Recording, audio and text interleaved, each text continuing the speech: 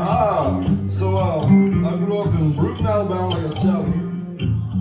And, I've had to endure fame, ladies and gentlemen. It's been difficult because I've been in these movies,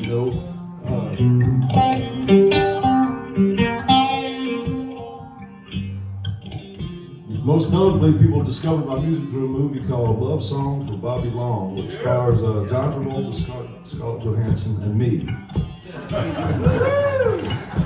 I've been in a movie called Straw Dogs. It was a remake, and I was in a movie called Joyride 2. Don't watch that movie, the worst movie ever in the world.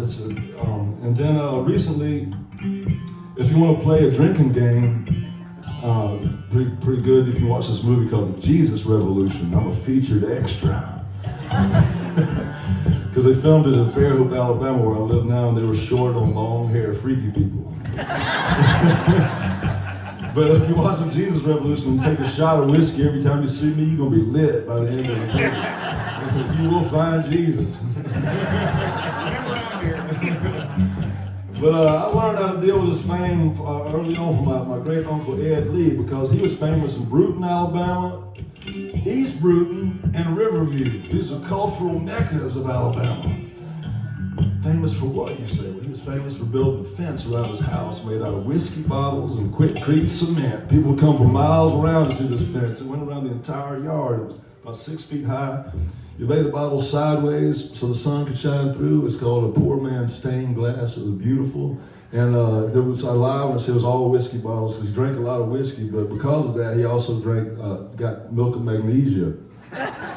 So milk and magnesia bottles back then were blue. So you got a little blue glass, like interspersed there. And then, Clorox bottles were in there too, big old brown glass. And let's see. So anyway, that's where I learned to deal with fame, because he was famous around there. And this is a story about my great uncle Ed Lee. True story. Can't make this shit up. 2, 3, 4. The old Uncle Ed Lee, he was bad to drink. Couldn't hold a job, but just sit there and think.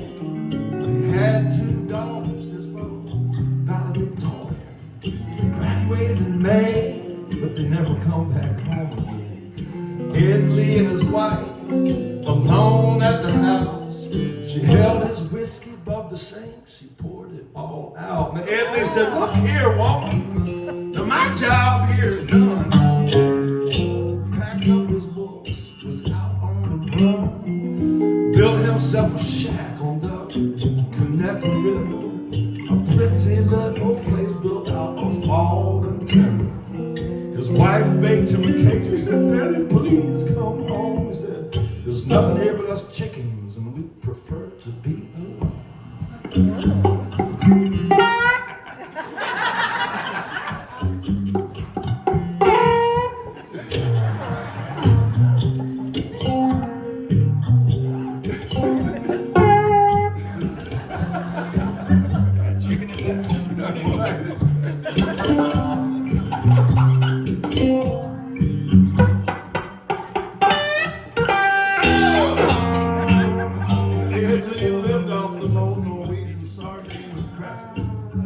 Ordered a glass of liquor to or from the magazines. He drank a whole entire bottle of whiskey every day, till a pile of whiskey bottles began to grow in shade. He bought himself a sack of that old Quikrete cement, commenced to build himself a whiskey bottle fence of Evan Williams, Jim Beam,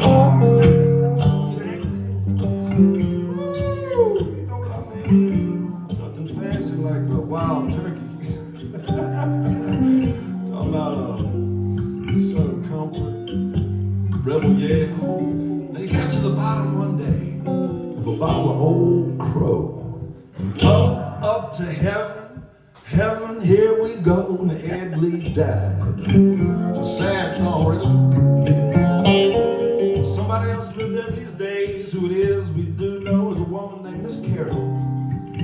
Ed Lee, he died when I was about 2 years old. I found mostly out about him through his second wife. But this woman named Miss Carol lives in a little mobile home next to his house. And